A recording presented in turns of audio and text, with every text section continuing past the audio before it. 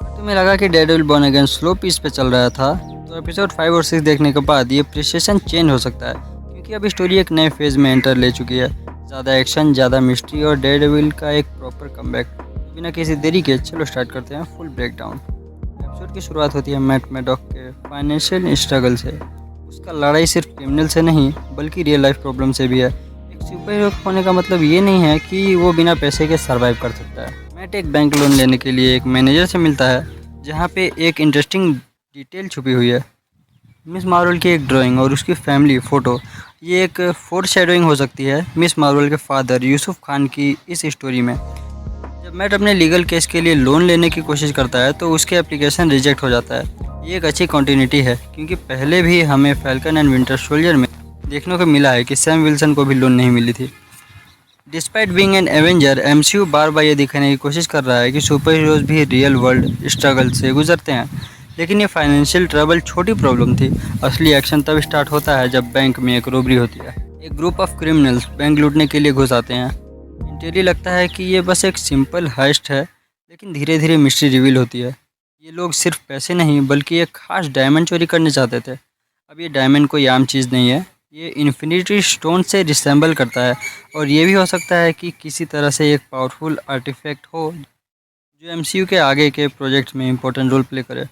Mat अपनी super human hearing का use करके एक इंटरेस्टिंग चीज़ डिटेक्ट करता है। एक हॉस्टेज फेक है। जैसे ही वो उसकी हार्ट बीट सुनता है तो उसको समझ आ जाता है कि ये लड़की गैंग का एक पार्ट है जो सिर्फ हॉस्टेज होने का नाटक कर रही है। ये भी रिवील होता है कि ये क्रिमिनल्स ट्रैक सूट माफिया से कनेक्टेड हैं, जो पहले भी हॉकाई सीरीज़ में दिख चुके हैं। इनका बॉस लूका है, जिसको 1.2 मिलियन का फाइन लगता है, और अब वो उस पैसे को रिकवर करने की कोशिश कर रहा है।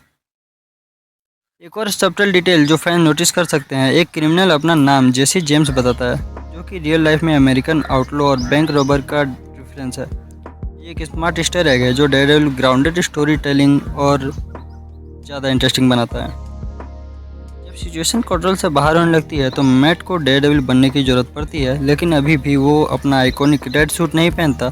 सिर्फ एक मास्क्ड विजिलेंटी के रूप में क्रिमिनल्स को टैकल करता है। एक फाइट सीन में वो अपने लॉयर इंस्टिंक्ट्स का भी यूज़ करता है। जब उसे पूछा जाता है कि वो किस तरह का लॉयर है, तो एक सरकास्टिक रिप्लाई देता है, a really good one. Line एक कॉलबैक है स्पाइडरमैन नो वे होम से, जब पीटर पार्कर मैट मैडॉक से मिलता है और मैट उसकी हेल्प करता है। एपिसोड का एंड एक सस्पेंसफुल नोट पे होता है, जब रिवील होता है कि चोरी किए गए डायमंड का कनेक्शन किसी बड़े विलन से हो सकता है। अगर एपिसोड 5 डेयरडेविल की स्ट्रगल्स को हाईलाइट करता है तो एपिसोड 6 एक प्रॉपर कमबैक एपिसोड है। एपिसोड के स्टार्टिंग में एक बीबीएन न्यूज़ इंटरव्यू होता है, जिसमें एक नए विजिलेंटी स्वॉर्ड्समैन का जिक्र किया जाता है। जो लोग हॉकाई सीरीज देख चुके हैं उन्हें याद होगा कि जैक डिक्वेज ही स्वॉर्डमैन है। इस एपिसोड में एक और बड़ा विलन प्रॉपर्ली रिवील होता है, म्यूस एक डेंजरस सीरियल किलर है जो अपने मॉरल्स वॉल पेंटिंग्स के लिए फेमस है। लेकिन ये पेंटिंग नॉर्मल नहीं होती, ये ह्यूमन ब्लड से बनाई होती हैं। एक सीन में हम देखते हैं कि कुछ लोग म्यूस के एक म्यूरल को इरेज कर रहे हैं। इंटरसेटिंगली इसमें एक बंदा वही निकला जो पहले बैंक रॉबरी में होस्टेज बना था। ये दिखता है कि स्टोरी टाइटली इंटरकनेक्टेड है। म्यूस एक डिस्टर्बिंग विलन है जो कॉमिक्स में भी डेयरडेविल को सबसे अनप्रेडिक्टेबल दुश्मनों में से एक रहा है। इस एपिसोड में म्यूस एक म्यूरल कंप्लीट करने के लिए 2 लड़कियों को मार देता है और उनके ब्लड से आर्ट बनाता है। अगर तुम्हें लगा कि एमसीयू सिर्फ लाइट हार्टेड स्टोरी दिखाता है तो म्यूस का आर्क तुम्हें अपना ओपिनियन बदलने पर मजबूर कर दे। एक और इम्पोर्टेंट सबप्लॉट है, मैट मैडॉक को Angel Del Toro White Tiger का एक केस का पता चलता है। एंजेला के अंकल हेक्टर अयाला मरने से पहले न्यूयॉर्क सबवे के ट्रैक 61 के आसपास मिसिंग पर्सन केस की इन्वेस्टिगेशन कर रहे थे। जब मैट इस ट्रैक के हिस्ट्री को देखता है तो उसे एक शॉकिंग रिवलेशन मिलता है। ये ट्रैक चित्तौरी इन्विजन एवेंजर 2012 याद है ना, उसके टाइम पे डिस्ट्रॉय हो गया था। रिपोर्ट्स के मुताबिक इस ट्रैक में करप्शन और फ्यूजली कंस्ट्रक्शन की वजह से काफ़ी डेथ हुई थी। ये हो सकता है कि म्यूस की बैक स्टोरी इस इंसिडेंट से जुड़ी हो और वो सुपर हीरोज को इनडायरेक्टली रिस्पॉन्सिबल मानता हो।